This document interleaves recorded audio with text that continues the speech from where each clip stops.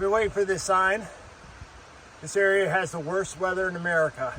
Many have died there from exposure even in the summer. Turn back now if the weather is bad. Welcome to the Alpine Zone.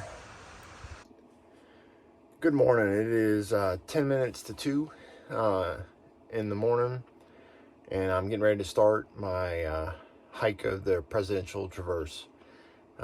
If you watched yesterday's video, we did a test hike at Mount Jackson and Mount Webster to test out the legs, and we are currently parked at the Valleyway trailhead and Appalachia parking area.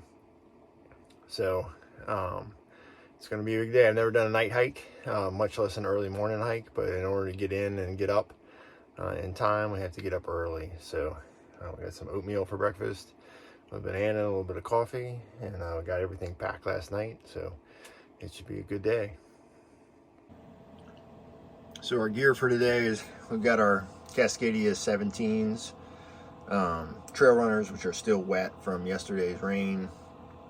And then we have our Gossamer gear, Ultralight 36 pack that's got all the stuff in it: food, clothes, extra clothes, warm clothes, and just some basic emergency supply stuff.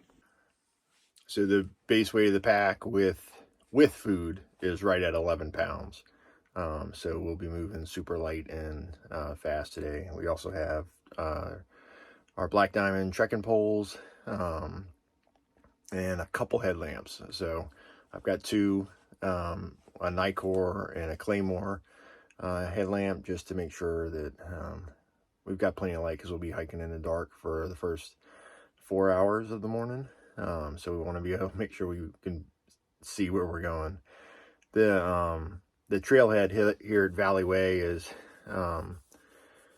is it's pretty straightforward, but there's like, I think 10 or 12 trails that intersect Valleyway as we head up toward Mount Madison. So we just have to be kind of vigilant about where we go. It's supposed to be marked well, but we'll see how that goes.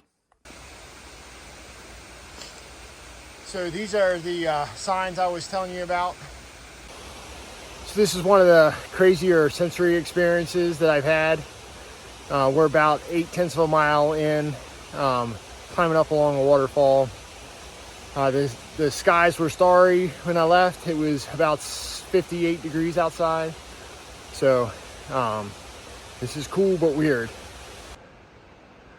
We're making it. This is some pretty odd sensory overload kind of hiking. Straight uphill, rocks, darkness.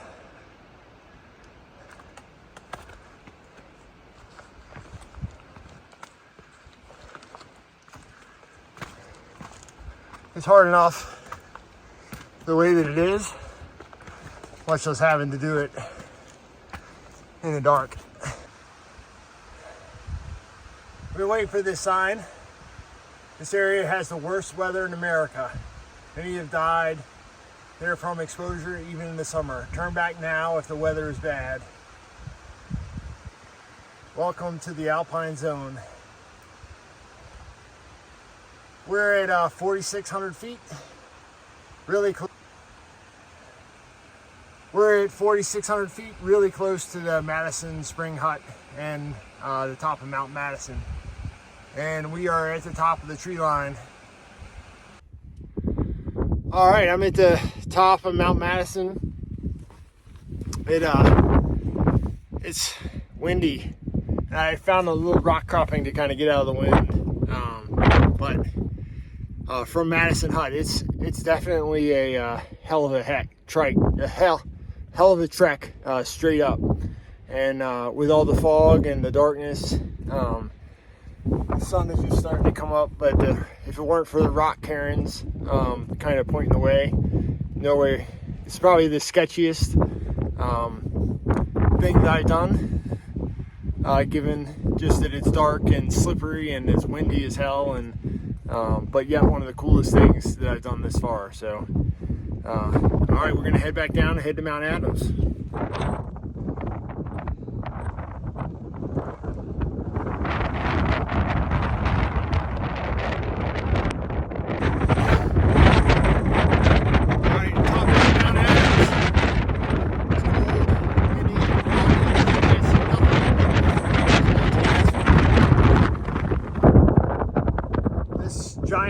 Sharon is like the crossroads as we make our way off of Mount Adams and make our way toward Mount Washington.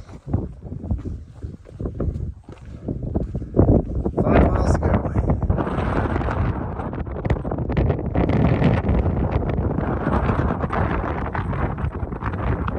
All I know is Mount Jefferson. We're socked in with this fog. It's cold and the wind's blowing. 50-mile-an-hour gusts that way all morning, so hopefully it's better. Everything's slippery. It's just the wind is blowing off everything, so it's just tough moving.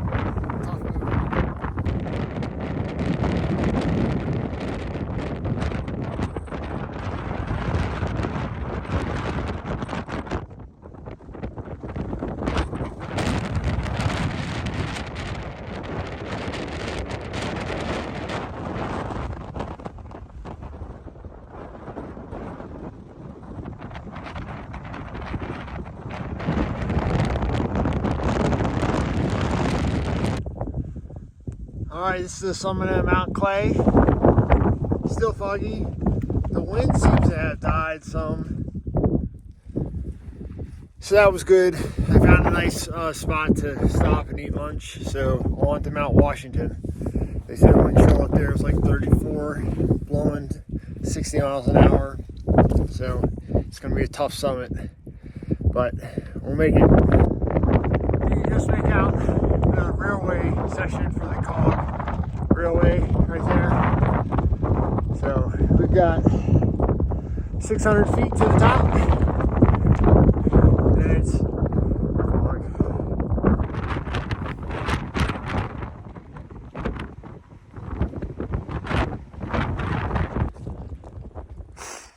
This is Lake of the Clouds, and we're in the cloud.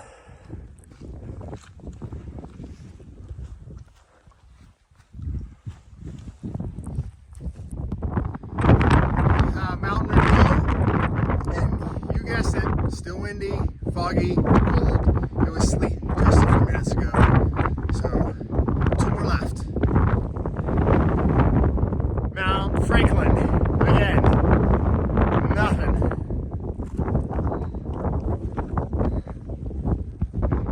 The sun does exist.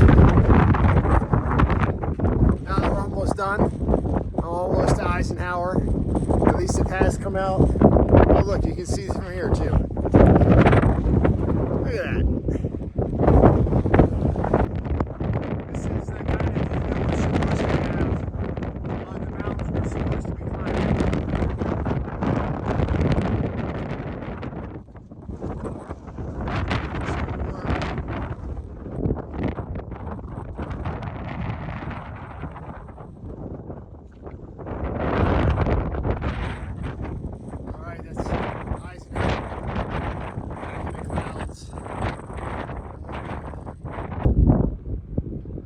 The wind's still blowing,